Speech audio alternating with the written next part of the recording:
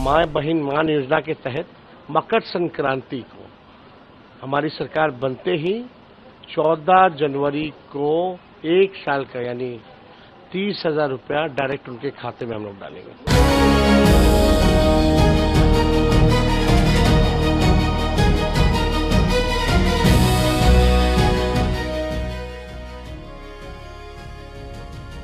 6 नवंबर को पहले चरण में वोट डालने जा रहे बिहार को लुभाने के लिए नेता तमाम घोषणाएं कर रहे हैं। इस बीच तेजस्वी यादव ने आखिरी वक्त में घोषणाओं की भरमार कर दी।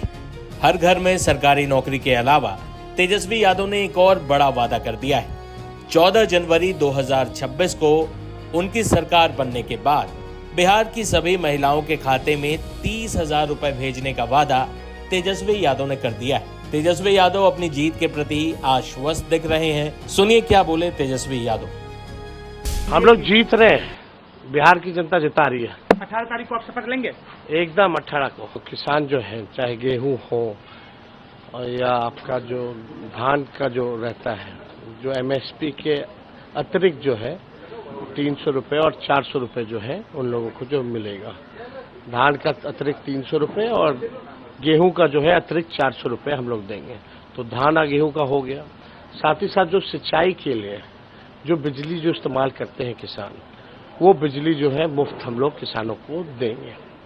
और माँ बहन मान योजना के तहत मकर संक्रांति को हमारी सरकार बनते ही 14 जनवरी को 1 साल का यानी 30,000 रुपया डायरेक्ट उनके खाते में हम लोग डालेंगे। आपने नर्सेज के लिए और जो शिक्षिका है उनके जो सरकारी कर्मचारी है, चाहे पुलिस में हो, महिला जो भी हो, चाहे पुलिस में हो, कोई हो, मैनिफेस्टो में भी है, चाहे पुलिस के हो या स्वास्थ्यकर्मी हो या शिक्षकों हो, उन सब का जो है होम कैडर से 70 किलोमीटर के रेडियस में ही ट्रांसफर पोस्टिंग हम लोग कराएंगे।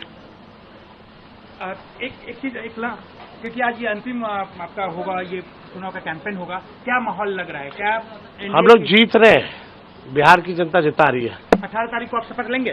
एकदम 18 को। हालांकि तेजस्वी यादव की राह आसान नहीं होने जा रही है, क्योंकि एक तरफ एनडीए उन पर हमलावर है ही, वही सीमांचल में असदुद्दीन ओवैसी भी अब तेजस्वी पर खुलकर हमले कर रहे हैं। मुस्लिम वोटर्स को लुभाने के लिए ओवैसी और तेजस्वी में तकरार तीखी हो गई। तेजस्वी ने ओवैसी को चरमपंथी कहा था, जिसके जवाब में ओवैसी ने तेजस्वी को सीमांचल में सबक सिखाने का ऐलान करते हुए क्या कुछ कहा, सुनिए। दूसरी तरफ हम देखते हैं कि तेजस्वी यादव है, मीडिया से कहता है कि ओवैसी और उसकी पार्टी चरमपंथी है।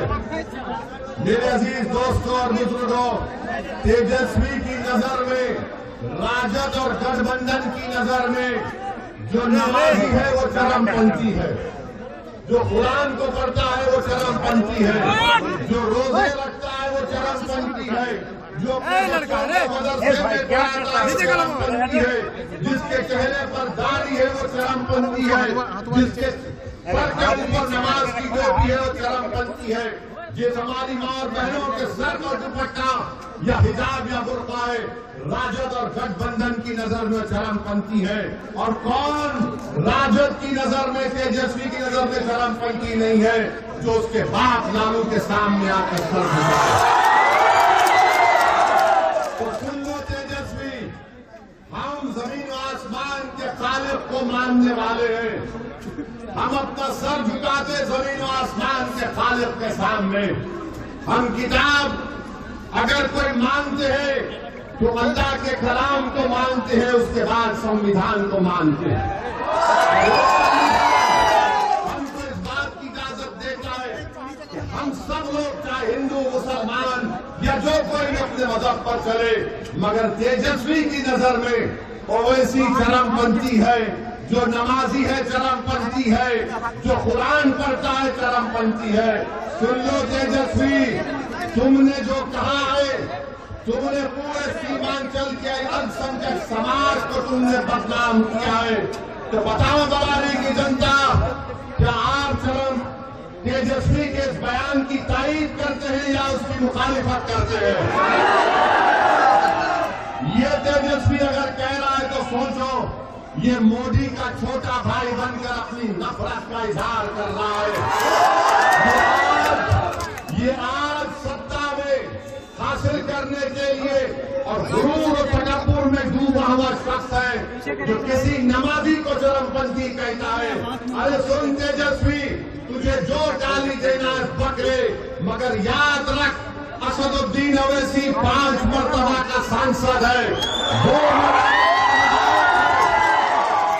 और मैं 5 मरतबा का सांसद हूं। 2 मरतबा मुझे पार्लियामेंट की तरफ से बेहतरीन पार्लियामेंटेरियन का अवार्ड मुझे मिला।